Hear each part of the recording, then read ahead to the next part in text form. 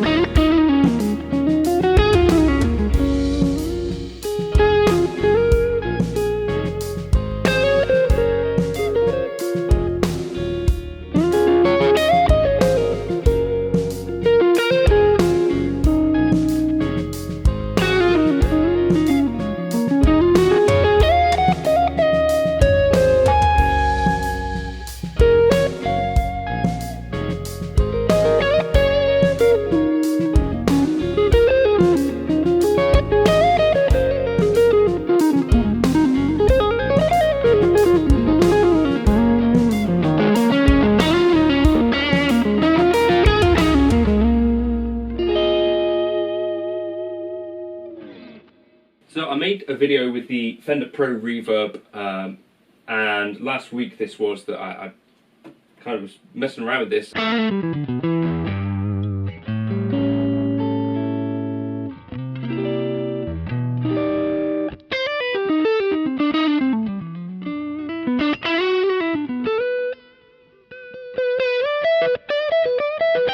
And I decided, basically my signal chain for that was the Fender Reverb loaded down with the load box and then out into Helix Native. So I thought, well, I could actually copy that and then try and capture that whole thing and get it into the Kemper, so that hopefully if you guys like the tone, you could try this. So if you jump into the Gumroad folder, if you like that introduction tone, that was actually through the Kemper.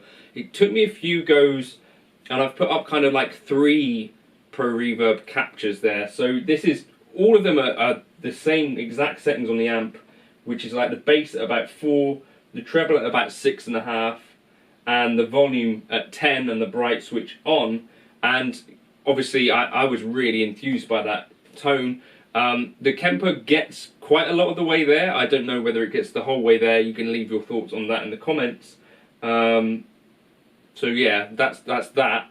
But in and of itself, I kind of felt like this was a Kemper tone that was kind of useful. The Fender Pro Reverb, one of the kind of reasons I missed the Quad Cortex is that I had quite a nice capture of the clean of that as well. So I'll probably come back to this at some stage, but if you wanted to check this out, then jump in.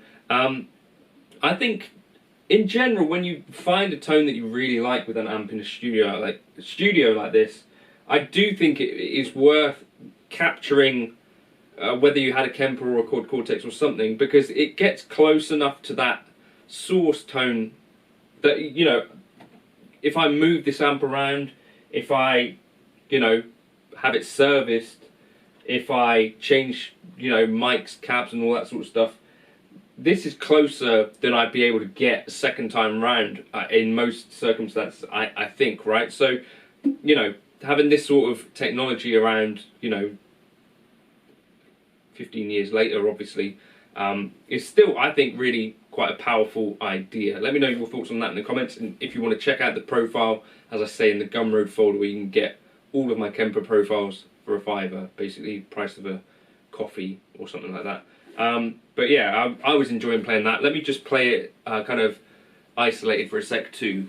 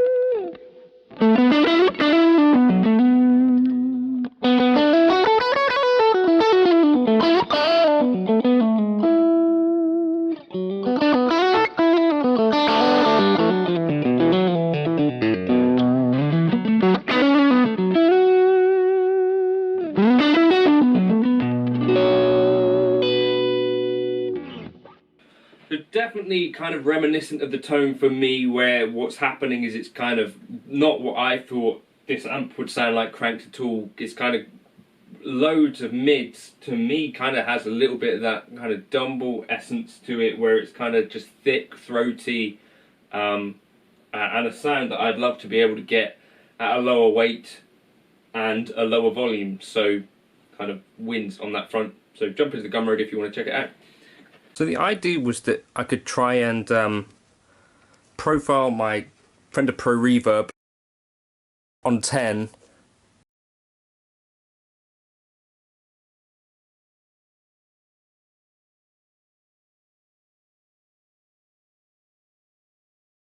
but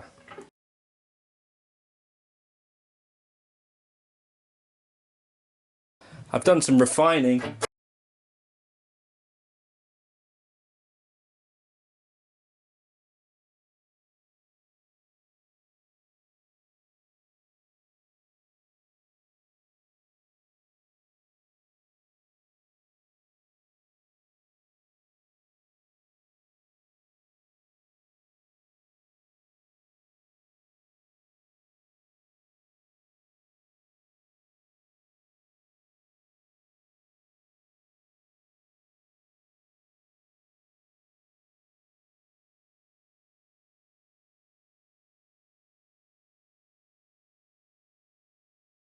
But it's just not quite there. Let's try again. I might just put it back to being non-liquid. So let's go with Kemper generic and see if this gets us any better results.